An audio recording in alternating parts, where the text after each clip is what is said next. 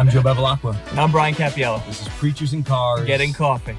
All right, Preachers in Cars, getting coffee, leaving a gas station, Tim Hortons, who will be part of our 51st state. Yay, God's Lord. good to you. Yay, Lord. We have a different governor. They though, got I a guess. different governor up Yeah. there at our 51st state, though. Yeah, the UP just had a big addition. I don't know if you heard about it, but Oh, man. well, it's a sunny day in the Grand Rapids Metroplex. And isn't that interesting just how the sun comes out and the feeling changes? Yeah, totally different. It's like, we haven't seen the sun in about 45 days. So this is nice. And it's a heat wave, Pastor Joe. It's 27 degrees. 27. Listen, if you go from 0 to 27, that's hot. Because, okay, think about it. If you go from 50 to 60 to 77, that's the range of difference. You went from fall to July, right? And so it's totally different atmosphere, feels different. And, we live in Michigan. And if anybody's watching of any means and you want to donate a large endowment to plant a new chapel in the Florida Keys, Those people need Jesus. I'm going to just tell you, I have a heart for those people. I think God just gave me the heart for them right now. I think everyone listening is like, you know what? You're right. You're right. They're an unreached people group. And no, listen, I've thought about that, honestly, where it's like, actually, yes, I have thought about the campus because, we live in Michigan. But, when we get to heaven, there's nothing but sunny days. Yes. And so, I'm up here with the Michiganders, just like Paul was in, Rome and Greece and other places. And we all have our place. And this is our place. And I just wish it was more sunny. Somebody turned the lights out in December. I look around and I think certainly heaven won't look like this. Snow, 3 feet of snow, Certainly seeing heaven my won't own look breath, like this. chapped lips.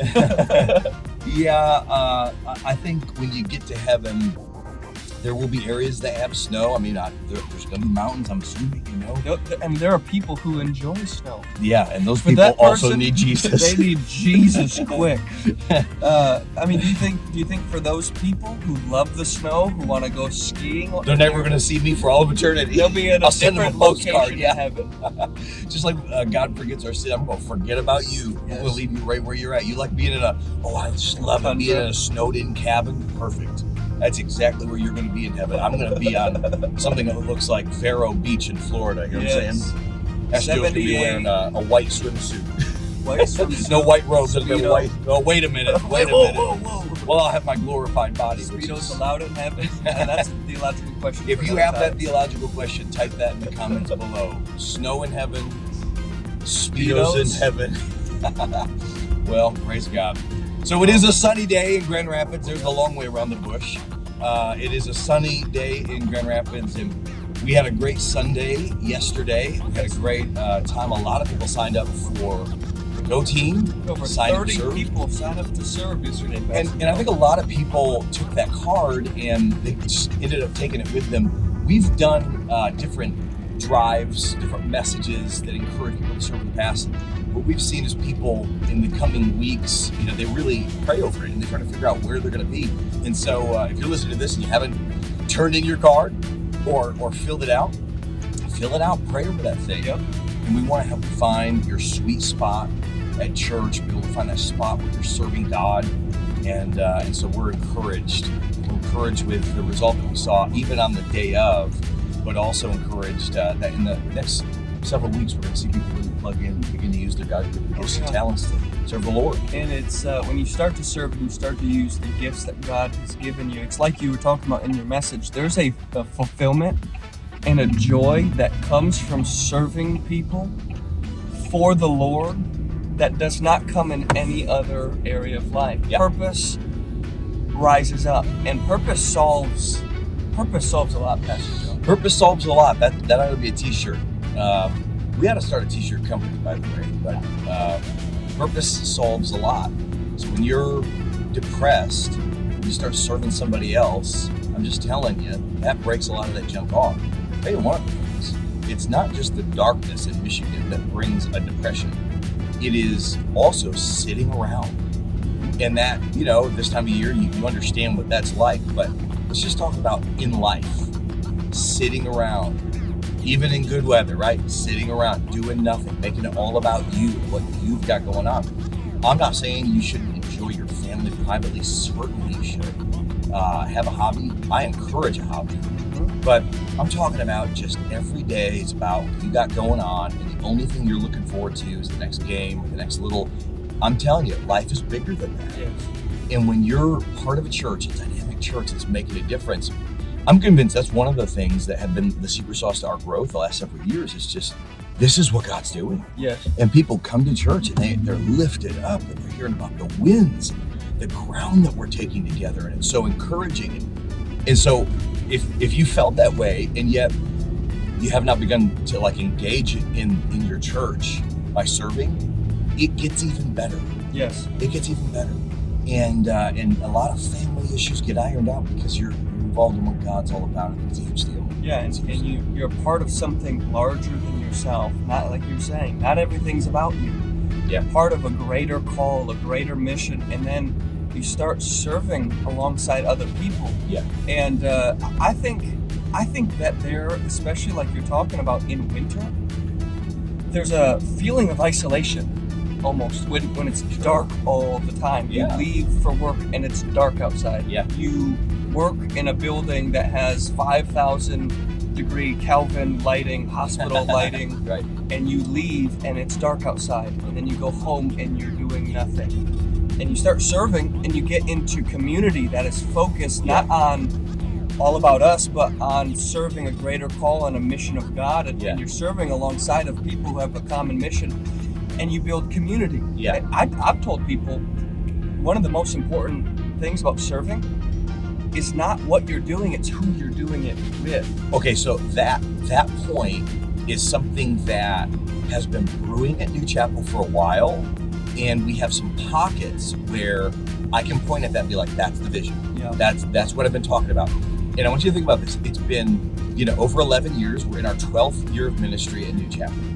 And I'll just tell you, the vision is that our go teams would be small groups. Right. That, yes, they would have a small group. They would go and study about heaven, study about end times, go to the Romans group, right? All of it for sure. But that also, the team that they served on would be a small group. And I'll tell you one perfect example. There's others, but one perfect example is the greeters team. Yes. So they have community there. They take care of one another. They're still on mission, right? They're doing the job. They're opening the doors. They're smiling at people. They know what's going on. Yep. And that's all important. They're doing a task together. But that's what it is. When I say that there's nothing like being on a winning team, they have that camaraderie. Like for some of you, you've been on a team before. And, Pastor Brian, you were on baseball and football. Yep. Were you on rugby or lacrosse? Or, wrestling, baseball, football. So, you've been on teams. And unless you think that your pastor has not been on a team, I was in band. Teams, I was in band. And I'm not saying that band is athletics, okay? It's not that type of sports team. Requires a lot of the same things a sports team does. Yes, there's a camaraderie. You have no idea what you're talking about. So I'm not going to assume I know football. Hey, don't you start, Discipline. Yeah, character. Okay. All right. So, stick-to-itiveness. Those things matter. And then there's also that relational component. Yes. So, the band people have their thing. They're their own people, right? And it's the same type of way on a team, on a go team, I mean. So you've got, football, you've got, I know Naya was in cheerleading, also not a sport. No. If Naya, if you're watching, we love you. We love you, but you think it's a sport. We've talked about if you think cheerleading is a sport, type sports in the comments. But not a sport. Oh, so, but it's a team. It's a team. And so there's something about the camaraderie of like, we're doing this together and we're part of this whole thing. And I'm doing my part. I'm running my play. And then there's the community bit. So it's not just what you do when you're doing it. It's also the whole life that you live outside of that. Yep. And the greeter team has that. So they have social events. They do potlucks. They're bringing food. Yeah. And I bet they're great. It's fantastic. I'll give a shout out to that greeting team. They heard a need that was in the church. A family wasn't going to be able to have Christmas. Right. And just within their team, relationally, put together over 30 gifts for this family. Yeah. And bless this family with meals, put it all together and just bless them, just relationally as a team because they're close. Yes, right. And it was fantastic. Met the need and blessed his family. So that right there, that's where last week's message and this week's message, yesterday's message, really combine, because it's like you need your people and you need a team. And I think that it's yes and, not either or. I think that your small group should make a difference together. I think they need to be doing a serve project. And there's a care component to small groups. Like they need to help you. But then on the other end, there's also your team. But I want a group component there. So like the band, they've studied different subjects together. They've talked about themes together. They have group time before they practice. And I think it's made our worship more anointed. I think that togetherness, that unity, that group component that they're experiencing has made things better on the worship team. Yes. And so, don't forget, it's not, listen, we've got a lot of stuff to get done as a church. So just like I said yesterday, like I have an agenda. Like I got stuff that God has called our church to get done, and we need to do it together, all hands on deck. But beyond just like what we gotta do, the doing, there's also this relational component that I think it's missing. And that's why you see a lot of churches that are closing down, rusty dusty. It's all about just their liturgy or what they've got to do. Yeah, and it's not outward focused, welcoming people in.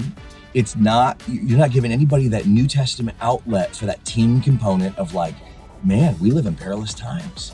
And 2020, New Chapel began to grow. Mm-hmm. And it was the beginning of things, a reset button for us, wherein other churches begin to wilt. But there was this thing in the air that was it happened in pockets, but it was really in seed form. And the seed had to fall to the ground and die. We had several weeks off, okay? But a handful of weeks off, and then all of a sudden we reopened drive-in church, and then a month or so later, it's 2 in person, 1 drive-in, and there was this feeling in the air of these are perilous times. Yes. Jesus could come back at any moment. The government is persecuting Christians and shutting down church services, and we don't know what's going to happen. And so there was this feeling of like time is short. We got to do something. That thing, it took our seed of culture and it just thrived. And so that has been the win. Now, I'm not saying that there's pockets of complacency. It's not about that. I'm just saying that there's a piece of our Christian walk that we miss if we're not on that mission and on that team.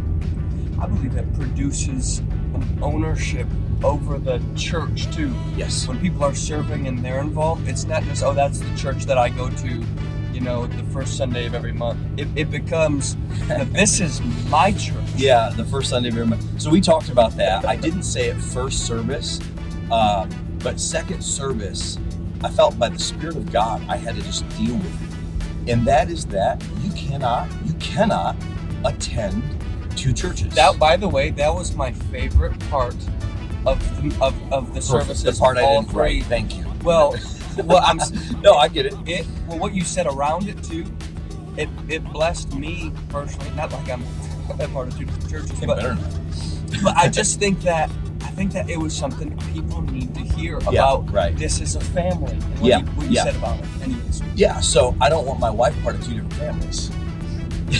Spit up my coffee. If she's part of 2 different families, we got problems. We got problems. And I got a gun and a shovel. I doubt anybody's gonna miss that other family. Well, at least the dude. Praise God. He's gonna be But anyway, there's a small group activity. Just kidding. Chill out. But we're gonna have to bleep that out. We might have to bleep it out on YouTube. YouTube hates my guts. Anyway, so like you gotta find home. Like you have to find home. And I don't think it's healthy for you to be listening to every other pastor in town. Not that there aren't other amazing churches, amazing men of God, even in town. I said there's like 3-4 churches that if New Chapel didn't exist, if I was a call of God, like I'd go, there's probably 3 or 4 other in Grand Rapids, I would go to freely. Like there's great churches, and probably more. I'm just saying that there's, in my mind, several that are just wonderful. But I want you to think about this.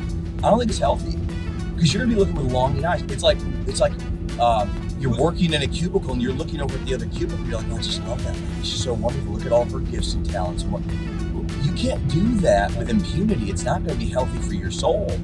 And I'm not saying that you can't listen to Joyce Myers. I'm not saying that you can't listen to old Jensen Franklin or others. Like, you can have a couple people you listen to, but the Bible says do not be of many teachers. So even if you're like, well, I like how this guy preaches about Israel and I like how this guy did, that's awesome. But you can't cherry pick all of that. Yep. You really can't. It's not good for your soul. You have to be plugged into what God is doing at your church, that family, and those are your people. That's your pastor. And if you honestly can't say that, you got to figure out where that place is going to be. Yep. You know? Well, it makes me think, these are the questions I start to ask, because I can think of people in my mind who, they like this church for the worship, they like this church for the kids ministry, they like this church for the preaching. Yeah, right. But the questions I ask are, whose authority are you submitting to? Right. Their own. Whose spiritual covering are you underneath? Their own. Who are you allowing to speak into your life with any place of authority? And so I just think those are people, to me, wouldn't seem like they'd want to submit to anybody. So now you're getting into the depth of what church is. And so we're all like, oh, we want church to be family. And what most people think or mean when they say that is they want it to be a relational closeness, all of that kind of stuff. Mm-hmm. We don't forget, every family's got dad. Yes. Yes. And so every family's got family business. Yep. We've got some business. We got some bills to pay. We've got some, we want to get a new house. We want to, we've got to upgrade the car. We've got maintenance. We've got duty. Yep. We've got chores. Okay, and then you go to like, okay, there's dad. So there's some stuff. Kai will tell you that the kids respond differently to her than they do to me. And I think every family has to iron that out. I think the kids need to listen to their parents, but like dad's got some stuff he's got to take care of. He's got a job. He's got all those chores in mind. He's got maintenance in mind. He's got all of that. He's also like, listen, I know what's best for you. I know what's best for you. Like, you've got some development and you have to answer for this. Can we talk about this? And you said something that I don't appreciate. And so there's a component in a church. Take the staff out sometimes. Yeah, right. Take the rod out. Yeah, and that, don't forget, we all want to quote Psalm 23, he makes me lay down, but you forget about his rod and his staff comfort. Yes. And that's honestly what people rob themselves of. They rob themselves of spiritual authority, and they rob themselves of the comfort of having a shepherd that's going to be like, we're not doing that. You see everybody else doing that? We're not doing that. Can I ask you a question? Yeah. That person who wants to do the church hopping in impunity and isn't not able to settle and plant themselves and their family in one spot, one church. Where does that person end up? What is the fruit that is produced in that person's life who is unwilling to plant their family in one church home and yield to a pastor and a spiritual authority? Would you take marriage advice from a Mormon? Certainly not. Would you go to a Mormon marriage conference? No, polygamy, right? They got a couple families going on. Okay. Are you going to listen to that coworker at work and take marriage advice from them when they got 3 affairs going on? No, they don't know which way's up. And in fact, they don't even know what they're missing. No, that's crazy. That's insane. So like, those people, they end up shipwrecking their faith ultimately because they cherry pick things that are interesting. Okay, right now I'm interested in a Bible subject. I've read 2 books on it this month. I have rehearsed 3 chapters of the Bible again and again. I've recorded them. Like, I'm interested in the subject, but also our church families talk about the secret sauce. Yep. So I'm going to go and do what the church family's all about. And then I've got this subject. So there's nothing wrong with being interested in a subject or wanting to study something out or, being interested in different things. That's all great. In fact, that's probably the leading of the Lord. But on the other end of all of that, you have to remember something, and that is family. There has to be some sort of direction and order, and you don't know what's good for you. I know that I don't always know what's good for me. I have accountability in my life. Small groups offer accountability, so I have that order there, but I also have the church has a board, right? So pastors who can speak into your life. All of it. And so you need family. You need somebody to be like, we're not this. So there was a huge wave that went through the church, and it was the message of grace. I love the message of grace. I love that. I believe in the biblical message of grace. And there were some people that took it too far. Mm-hmm. Okay. they were more gracious than Jesus. They almost were glorifying their ability to do sin. Well, listen, you might have been interested in the message of grace, but you needed some shepherd somewhere around the way to be like, listen, I'm so glad that the body of Christ is getting this revelation about grace. We've needed it. I've grown. But a grace that does not bring glory to God is not grace at all. Yeah. And so if you were hippity-hopping all over to try to find whatever somebody else was saying, that, and it's the in vogue message, even if it was part of your diet that you needed, it's not okay to jump ship. And so, let's say that your husband is a great provider and he's very close to everybody and very, but he's not a great protector. So then you go down the road to your neighbor's house because he's does target practice. It makes no sense. And it is a lack of loyalty, a complete misunderstanding of any kind of biblical orthodoxy throughout the past 2,000 years of what church looked like. I mean, there was a reason why our ancestors in Europe and in other places, but including in the colonies, they had their church and the cemetery right. There was the same property because it was they would come out to church in the morning. They'd have Sunday school, they'd have church, but they packed a lunch. And on the church grounds, on one side there'd be like a park area, and they would be having a picnic. And then they'd go inside and they'd have evening church. And this rhythm of their life would last for decades. Yes. Until eventually they were buried. So when you came to church, you'd be, if you recently lost somebody, you'd be confronted with that, but so would everybody else in the church. Yeah. And they would be like, man, they need us. We Yes. need to be around them. And then there'd be this, I'm telling you, it was the center of community, it was the center of what was going on. The largest church in America right now is the public school. I would say second to that would maybe be NFL and other things like that's a church. Shame. Whatever. You want to send your kids to school? Awesome. It is a church. Jesus said, I'll build my church, right? But the church needs to be the center of what's going on in your family's life. If you don't want to raise kids that are buck wild, if you want to raise kids that love the Lord, if you want to be centered in your marriage, if you want to have forward direction, God's vision, don't forget the book of Revelation, all of the first part of Revelation, John is hearing from the Lord. And it says to the church in Sardis, right? Yes. To the church in Philadelphia, right? To the church in Laodicea, to the church in Ephesus. And in all of that, it says to the angel in the church of. Yep. The angel there is actually, not calling myself an angel, but it's biblical context there that is the pastor. Mm-hmm. So it's like, who's Jesus talking to? His church. Who's he speaking it through? The pastors. And so it's not that you can't hear from God for yourself personally. You can hear from the Spirit of God. But there's something you're not going to hear from Jesus if you're not plugged in. And when I say plugged in, that is such 2024 language. Your life needs to be invested in God's church, what he's trying to build in this world.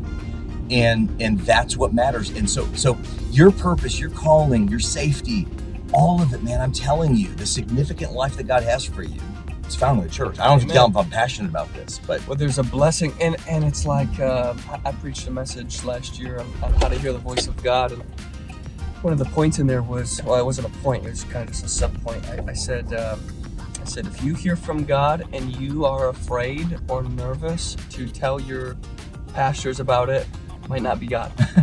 Yeah. So, okay, let's go there for a second. So, I'm so passionate about the church, and the church has changed my life. It really has. And I'm so grateful because I found the Lord and I found true worship. I found all of that. The church that I found God at really let me down. And I suffered a lot of spiritual abuse at that church. And so I understand that not everyone's church background is great. Mm-hmm. Okay. Let me also say this, that even though I suffered that spiritual abuse, I prayed and pleaded with God to get me out of there. And God told me in no uncertain terms, you do not leave because it's hard. That's right. Wow. But God, I'm suffering here. And so I prayed, and I had some unforgiveness in my heart because of a situation that was going on in my life, a personal situation, also because of how I was treated by the leadership. And I remember I was driving into Grand Rapids doing an errand, and I was on Alpine going past Sparta, right about where M37 splits. Yep. And I was on the phone with a man of God that spoke into my life. And he walked me through a process of forgiving. So I forgave, and I released those people who had hurt me and had said evil things about me and who had taken advantage of me. And so I did my errand in Grand Rapids and came back. And by the time my hometown was in Newaygo, and by the time I hit the light in Newaygo that is right next to the hometown pharmacy and the old plums and the new plums, right? God spoke to my heart and was like, you are to go back to Bible college. You are to finish what you started. You are to marry Erikiah Harvey. I mean, I got this download of instruction. And I even knew by the Spirit of God, even though I got direction, but then also the rest of it, I just had a knowing. That's so cool how God does that. And the knowing was paired with like this, I knew that I wasn't supposed to just take off. This was in September, okay? And I knew I wasn't supposed to jump into Bible college that semester or even the next. I knew it was next year. Wow. I stayed at that church that took advantage of me for the next year. And I walked in freedom. And then when it was time, I left that job at that church and left them with 3 months of work that I'd worked extra in that time that I had to gift them on the way out. Be like, here's 3 months of everything that I normally do to help bridge everything. I gave them months of warning. I think over 6 months of warning. And then I left, went down to Tulsa, Oklahoma, finished my Bible college, married Kaya, did what told me to plant New Chapel that day. I mean, it was like all of that. And I knew I was going to plant New Chapel, but like I was in a season where like everything was up in the air. Mm-hmm. Okay. So I learned a lesson.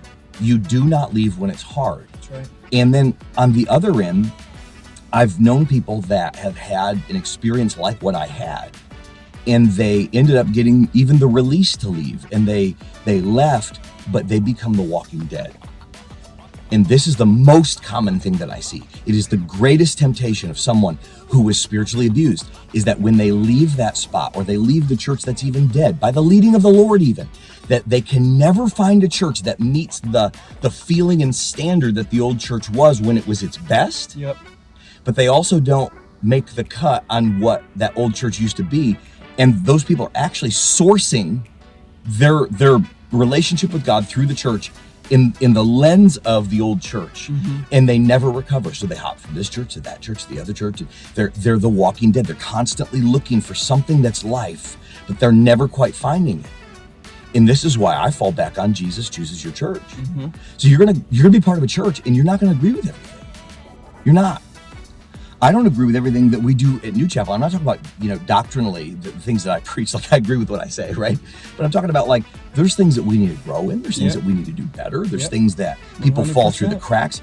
So, like, every church is going to be a family, and every family is going to let you down. So, like, I don't know about you, but, like, I grew up and had mom wounds and dad wounds, and even the best families, people that I've talked to that came up in a Christian home, Kaya had parent issues. Yeah. And I'm going to tell you, every church is going to let you down in some way. And you think, man, they're better than that. Or I wish he wouldn't do that. Or, when he says that, but that cannot be the currency by which you relate to the church. The prevailing feeling needs to be, I am planted here. Love covers a multitude of sins. I love this place. I love these people. I love my pastor. I support the vision of this house. I'm behind what's happening here. I'm not going to be the walking dead. Mm-hmm. I realize that I was hurt there. That doesn't mean that any dissatisfaction or any hurt or anything that doesn't hit my expectations is bad. Mm-hmm. No, you're going to face that. And the enemy's going to try to bring an offense, a lie, a stronghold, to try to take people out. Yeah, especially when they're planted. Yep, and if you are growing in Christ, the number one thing that he's going to try to do is he's going to try to lure you away, not with sin. He knows he's not going to get you in that old way. He's going to say there's some sort of teaching that your pastor isn't giving you, and the guy down the street is doing it well, so you need just a little bit of him. But then what happens? You're splitting time. Yep. And you're splitting time between families. You're cheating on this guy with that guy. Mm. And is that fair to that pastor? No. But even more, is it fair to those churches? No, you're giving a really bad example about what it looks like to be planted. Is it fair to you? Maybe that's the most grievous thing. Of course not. And then the only thing I could add on to that would be more savage is if you have young kids. Because you're now showing that is the most, you are don't be surprised if your kids cheat on their spouse, because you're showing them in spiritual kit form what you do. If I don't like something, I'm just going to go find what I like because it's all about you. And Jesus said, in the last days, they will heap unto themselves teachers, for they have itching ears. It's all about what you think that you want. You don't know what you want. And that's kind of Italian culture, like somebody says, oh, I don't really like lasagna. You don't know what you want. Eat this. You've never had lasagna before. You don't know. My kids love that movie Cars, and there's that character Luigi, and he's like, these are the type of, tires that you need. And McQueen says, no, I was really just thinking, some black ones. And Luigi says, you don't know what you want. Yeah. And so as a pastor, let me just tell you, you don't know what you need. You don't know. You might know. So read a book. Get involved in a group, right? But there's some things about your diet that God is going to speak to your pastor that you need. And it's the beauty of this surrender thing where it's like, oh man, the rubber really meets the road. And this is what we do. And I'm going to be committed to these people. So I'm not going to look down the road and be like, oh, look at these people. And for that matter, God does move people from time to time. Mm-hmm. He does it because they moved states or moved counties or whatever, right? But when that all happens, here's how I know it's godly. I always know when it's godly and when it's not. Yep. Let me tell you that. It's an easy way to tell. Did they come to me? Yep. Did they come to you at least? Did they come to authority and say, hey, I'm feeling like this. Would you pray with me? I don't know. They're not dogmatic about it. Sometimes they're even bothered by it. Like they want help and guidance. Help me. And I almost know every time when they bring that to me that it is the Lord. Right, exactly. And I pray with them. And here's what it should look like. It'd be like little Vera, my daughter. She's a Bevelacqua. And at some point, some punk kid that probably already is sucking air is going to come after my daughter and ask me. He better come ask me. But then what's going to happen? I'm going to help her through that. She's going to be like, Dad, I'm serious about this boy. He's godly. He's got good character. And he attends New Chapel and he works for you. Okay, that's the goal, right? But whatever, like, help me with this. I'm going to talk to her a lot about it. But there's going to come a day where here's the beauty of it. And this is what church is missing, corporate church in America, is I'm going to walk her down that aisle. I'm going to take that little hand. Oh, God, I'm already angry at that man. No, God, forgive me. I'm going to take that little hand and I'm going to put that hand in his hand. It's a lot. And when I do that, she's going to get married. Now, you're going to ask her the next week, she's going to marry. Hope to God it's going to be an Italian. But if she marries some guy named Smith, whatever, hey, Vera, are you a Smith? She's going to be like, I'm a Smith. And then if I ask her, I said, Vera, are you a Bevelacqua? Oh, I'll always be a Bevelacqua. Right. That should be the beauty of someone who's led into a new church. And this shouldn't happen several times in a lifetime. So what should it look like? It should look like really these families have a uniting person in between them. So, are you part of Rusty Nail Community? Oh, I'm part of Rusty Nail Community. I'm a Smith. Are you a Bevelacqua? Are you part of New Chapel? I'll always be part of New Chapel. Yep. That's how somebody leaves a church, and it's beautiful. But the people who, number one, they stop supporting what we're doing. Number two, they just flake away, disappear, or everybody else knows what's going on. Yep. And then we hear it. I'm going to tell you something. We love you. I love people. I didn't get into ministry because I don't love people. And I'm doing this with a lot of heart. And no, I'm probably not going to come to your Easter, family celebration. But listen, we got to do this the godly way. And when we do it, people will get the most out of it. Mm-hmm. The Bible says something in Psalm 92:13. Those who are planted in the house of the Lord will flourish in the courts of their God. And so I want you to be engaged in Sundays. I want you to be engaged in a small group. I want you to be engaged in a team. I want you to be using your gifts and talents to make a difference in this world. I want you to find family in this place. Mm-hmm. A lot of people that had a poor or abusive church history, it's because they were doing that corporate church thing, right? Well, let's not. Let's not do that. God has made all things new. We're called New Chapel for a reason. Let's plug in and be all about what he's doing. And I didn't want to make this an emphasis. I've got no chip on my shoulder as far as like church attendance or whatever. Obviously, right now we're thriving more than we ever have. Oh, Growing more than we have in the middle of winter. Yeah, in the middle of winter. And so, but this is me just saying, like, let's build it the God way. That's the heart of a shepherd. Yeah. You're passionate about it because you care so deeply about the people. Yeah, and I see the victims. And typically, and this is the thing that makes me so upset, it's the kids. Yeah. They see their family get turned on to God. Everything's great. Oh, now we're going over here because this guy's got it. Oh, we're going over here. Dad gets saved. Mom was kind of saved. Dad gets saved. Grandpa gets saved. Grandma starts serving. Dad starts serving. Small offense. Yank the whole family up from the root and stem. I'm just going to tell you, you cannot discount what that's going to do to your soul and to the soul of your kids. And so God's trying to build a church. He's trying to do it in the most sincere, authentic way. And so my encouragement would be, plug into the church that God is building. Be all about that and watch your family flourish. Those who are planted in the house of the Lord will flourish in the courts of their God. You will flourish in your private life, in your public life. And that's God's plan for us. And so that's the heart. I think that is the secret sauce in so many ways. And we're trying to break that in many different ways. Yes, the church is a big piece of that. And so, listen, I love you from the bottom of my heart. I'm not trying to plant this thing to build a big platform for me, to have it all be the Joe show. We had to talk you into doing this podcast. Yeah, for years. Yes. And I do know that God has a platform for this church, that we're going to make a big difference, that thousands of people are going to be engaged in it. I know it, but that's not the end goal in and of itself. The goal is people and changing people's lives and having people truly know God and become free in their hearts and then discover how God made them to be in their gifts, their talents, and their spiritual gifts, and then begin to make a difference and rinse and repeat. More people are going to know God. Yes. It spirals upwards, and that is the beauty of what God is trying to build in this town.